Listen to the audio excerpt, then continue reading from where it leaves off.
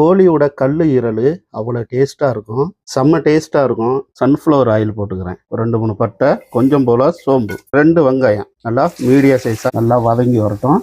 கருவேப்பிலை 2 கொத்து, 3 பச்சை மிளகா, இஞ்சி பூண்டு பேஸ்ட் டீஸ்பூனு இந்த மாதிரி போட்டுக்கிறோம்.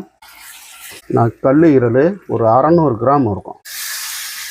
தேவையான உப்பு போட்டுங்க. தண்ணி இது ஊற்ற வேண்டாம், கொஞ்சம் நேரம் மூடி போட்டு வைங்க. ஓப்பன் பண்ணி பார்ப்போம், வெந்துக்கிட்டு இருக்கு. மஞ்சத்தூள் ஒரு 1/4 டீஸ்பூன் போட்டுங்க. மல்லித்தூள், காஷ்மீரி சில்லி பவுடர் 1 டீஸ்பூன் போட்டுங்க. மிளகாத்தூள் 1 டீஸ்பூன், கரம் மசாலா டேபிள் ஸ்பூனால் போட்டுங்க. இந்த ஈரலோட நல்லா பிரட்டி விடுங்க, டேஸ்ட்டு சூப்பராக இருக்கும். அது தக்காளி நல்லா அரைச்சி வச்சுங்க. இந்த தக்காளியை இப்போ இதோட பிரட்டி விடுங்க. இந்த தக்காளி கிரேவி நமக்கு ரெடி ஆகிடுச்சு. மாதிரி பெப்பர் தூள் போட்டுங்க. மல்லித்தலை போட்டு அடுப்பை ஆஃப் பண்ணிக்கலாம்.